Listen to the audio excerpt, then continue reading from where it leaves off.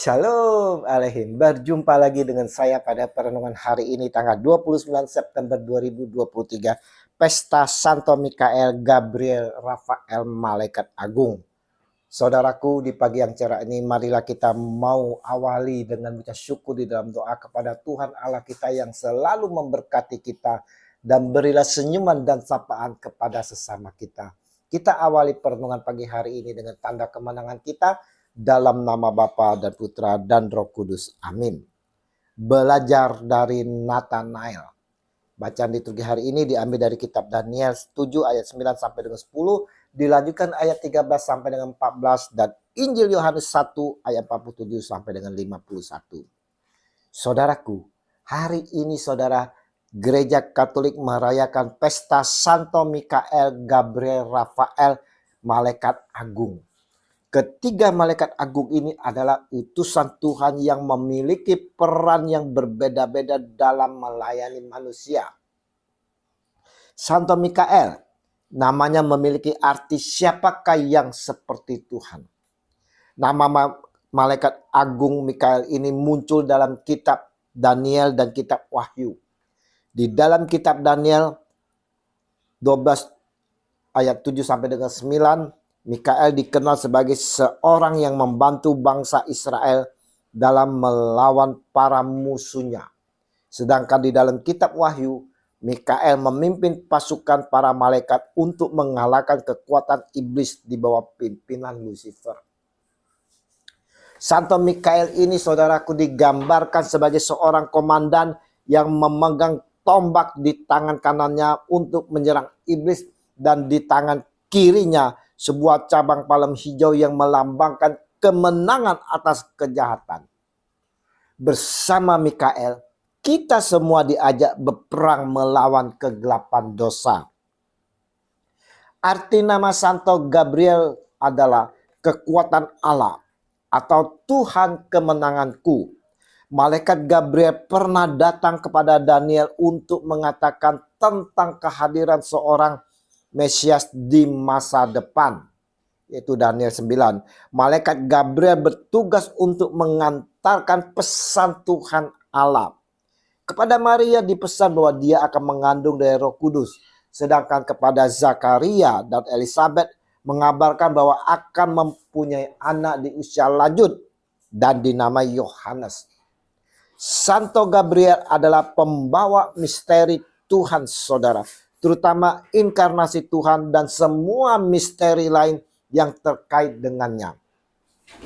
Ia digambarkan memegang lentera yang menyala untuk melambangkan bahwa hanya Tuhan yang dapat menjelaskan misteri. Bersama Gabriel, kita semua diundang untuk menjadi pembawa kabar baik, memegang lentera yang sejati, yakni Tuhan Yesus, karena kita selalu berjalan dalam terang. Sedangkan Santo Rafael saudaraku yang berarti Tuhan penyembuh, digambarkan sedang menuntun Tobit, tokoh dalam perjanjian lama, dengan tangan kanannya dan memegang kendip wala milik dokter di tangan kirinya. Bersama Rafael, kita juga semua diundang untuk menjadi penyembuh, bukan membuat luka. Dengan tangan kita memberi berkat dan bantuan, bukan untuk memukul dan mengusir. Saudaraku yang terkasih, menyadari diri kita yang selalu mengikuti kedagingan saudara, mengikuti hawa nafsu, kita ikut dalam kehidupan dosa. Kita yang kesukaannya bergosip, menyampaikan berita-berita yang membuat orang lain panik, ketakutan, membuat hati orang terluka, tersakiti, teraniaya. Kita tak mampu memberi pemulihan bagi orang lain. Mulut kita yang seharusnya untuk memuji dan menyembah Tuhan dan menyalurkan berkat-berkat bagi banyak orang, justru kita pakai untuk mengumpat sumpah serapah, kutuk-kutuk, dan kata-kata najis. Hari ini saudaraku yang terkasih, dengan merayakan pesta Santo Mikael, Gabriel, Rafael, Malaikat Agung ini, kita semua diajak untuk mengingat kembali sebagai orang Katolik, sebagai orang Kristen, pengikut Kristus, Kita harus tunjukkan sikap yang konsisten dengan janji baptis, yaitu mau melawan segala godaan iblis yang membuat kita jatuh di dalam dosa.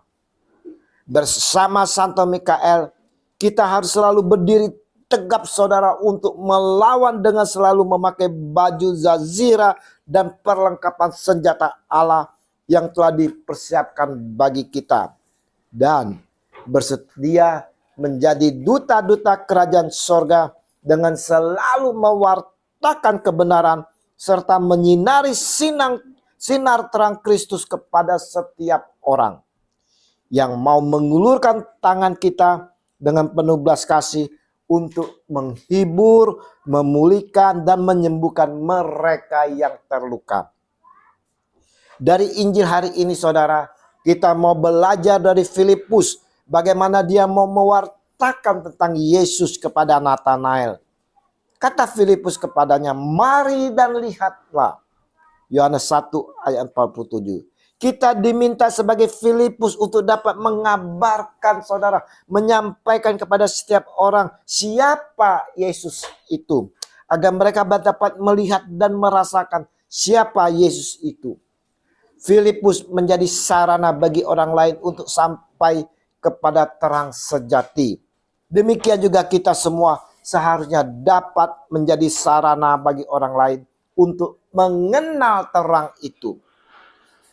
Yesus melihat Natanael datang kepadanya, lalu berkata tentang dia, "Lihat, inilah seorang Israel sejati, tidak ada kepalsuan di dalamnya." Yohanes 1 ayat 47. Apa maksudnya seorang Israel sejati, saudara? Yesus melihat di dalam diri Natanael ini ada hidup tanpa kepalsuan. Di sini Yesus mau menyampaikan kepada kita sekalian yang mengakui Katolik, pengikut Kristus, orang Kristen. Sudahkah kita menjadi Katolik sejati, menjadi Kristen sejati di mana tanpa adanya kepalsuan? Kita tidak cukup sampai di sini untuk merenungkan Injil hari ini, saudara. Ditulis di sini Yesus saat itu melihat Natanael berada di bawah pohon ara. Yohanes 1 ayat 48. Duduk di bawah pohon ara merupakan sebuah ungkapan Yahudi yang dapat digambarkan seseorang yang sedang bertekun mempelajari sabda Allah di kitab suci dalam suasana dan semangat doa atau mencari kebijaksanaan. Makanya, kenapa dengan begitu cepatnya Natanael mengenal Yesus? Itulah kenapa Yesus mengatakan telah melihat Natanael di bawah pohon ara, yang artinya Natanael sesungguhnya telah menjumpainya dalam bentuk sabda dan doa. Perenungan hari ini saudara yang terkasih dalam merayakan pesta Santo Mikael, Rafael, dan Gabriel malaikat agung, kita semua diingatkan akan peran para malaikat tersebut di dalam kehidupan kita. Selayaknya lah kita mengikuti apa yang telah dilakukan para malaikat ini, yakni berperang melawan dosa, selalu membawa berita kebenaran Kristus, menebarkan sinar terang Kristus, memulihkan dan menyembuhkan mereka yang terluka, dan memberi bantuan kepada yang membutuhkan.